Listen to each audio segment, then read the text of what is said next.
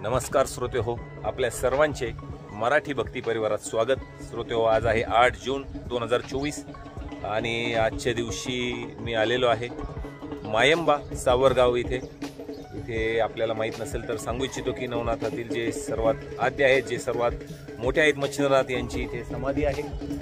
आज मी तुम्हाला या व्हिडिओमध्ये त्यांचे खास दर्शन करवणार आहे। आज तसा वार शनिवार आहे, अमावस्येच्या दिवशी इथे भरपूर गर्दी असते, पण आज शनिवारचा दिवस होता आणि थोडासा वेळ होता। नगरपासून आपल्या घरापासून 50 किलोमीटर अंतरावर हे ठिकाण आहे आणि यासाठीच आज मी खास इथे आलेलो आहे की दर्शनासाठी, आणि तुम्हाला देखील मी मच्छिंद्रनाथांच्या समाधीचे दर्शन अगदी सविस्तररित्या घडवणार आहे। वेळ दर्शनाला पुढे नेण्यापूर्वी थोडीशी भक्तांची एक गर्दी आलेली आहे। एवढी गर्दी संपल्यानंतर मी तुम्हाला अगदी व्यवस्थितरित्या येथील समाधीचे दर्शन करवणार आहे।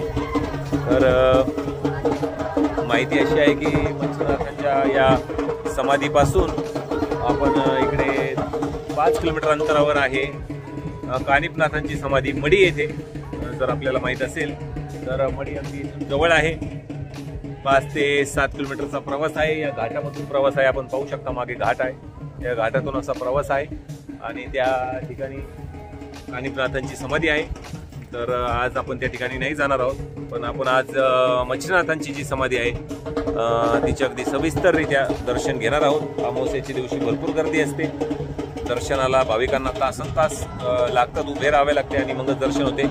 पण आज शनिवार आहे आणि अमावस्याही नाही आहे, त्यामुळे अगदी व्यवस्थितरित्या इथे मी तुम्हाला दर्शन करवणार आहे।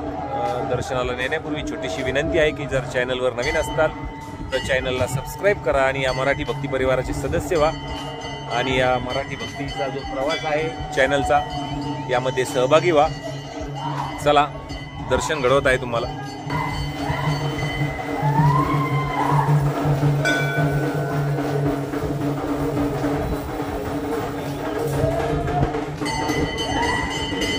जसे तुम्हाला सांगितले की मढी इथून अगदी 5 ते 7 किलोमीटर अंतरावर आहे, तर ते हेच ठिकाण आहे।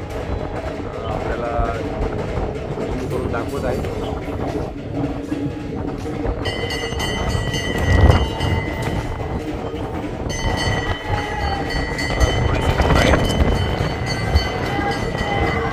तुम्हाला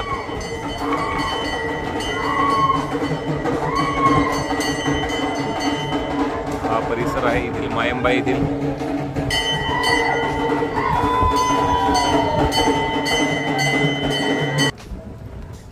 तर दर्शनाला नेण्यापूर्वी आजूबाजूचा परिसर देखील मी तुम्हाला इथे दाखवणार आहे। अतिशय हवा असल्या कारणाने आपण पाहू शकता की हे धागे एक वेगळ्याच तालासुरात उडत आहेत आणि आपण देखील इथे आलात का नाही हे मला कमेंट्समध्ये नक्की सांगा।